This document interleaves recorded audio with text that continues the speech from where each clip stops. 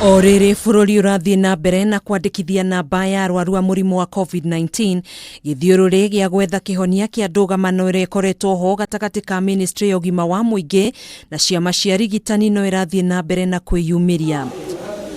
Mamwe ma mendekithia maria maheanitwo ni Arigitani ya kuri thirikari ni gutigirira arigitani othe ni maheo indo cia kwigita kumana na murimu wa COVID-19, kwandikithio rungu rwa mubango wa NHIF, kwambatirio ngathi undu umwe na kuheo njoherera cia mushara, undu uria utari urakinyaniria nginya umuthi uyu.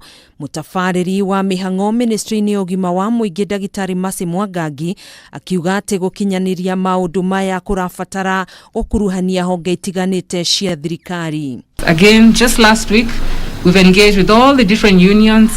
They've shared out the issues that they have, issues touching on comprehensive cover. We've been able to secure that for the civil servants in national government.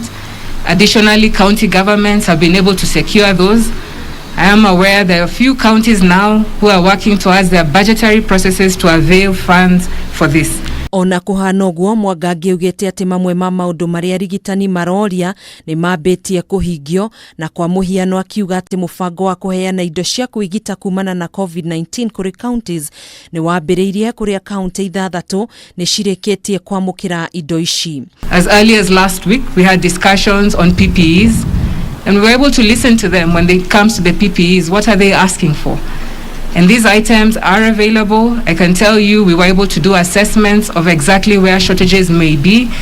No Arigitani maronekana kwaga kuiganira no ria thirikari iratwarithia mateta mao na kugerera ngwataniro ya KMPDU umuthi. Arigitani ni merumite keni ati angikorwo gutigukorwo na mogaruruku ihinda-ini ria thiku 13 matigukorwo no ndungi tiga kuiga mirothi. It is very painful. It is very painful. Extremely painful. Some governors are going to media and saying healthcare workers should just relax. Let's finish with this BBI and then we can talk to you. That's extremely insensitive. And the lack of sense, and therefore it's nonsense for a leader to speak like that.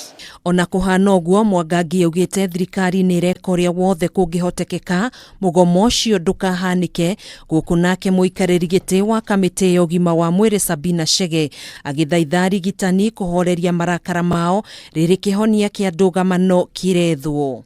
If there is an issue that can be dealt with now, I want to give you the highest assurances. It has already been dealt with. And so whatever is pending are issues that require engagement with different stakeholders, engagement with SRC, engagement with National Treasury, engagement with different stakeholders to be able to mitigate that issue. Koguo ingenda kuga andu maranirie gutikagĩa na marakara na gutikari hoteti thiini wa uhoro wa ugima wa mwiri, andu maikare mamenye ati tutingithaka na maisha ma andu a Kenya. Maya makihanikaga nake President Uhuru Kenyatta uri uma county ya Kisumu athiete na mbere na kwiranira ati thirikari ni yambikite mibango baraginyo ya kwarahura wonjoria uri ohotometio ni king'uki gia COVID-19. This is a lesson that the current situation is not merely a crisis, but one which has provoked nations to rethink and to come up with new innovative ways of building our nations for survival. My government is on course to introducing longer-lasting comprehensive measures to boost our economy and society post-COVID-19.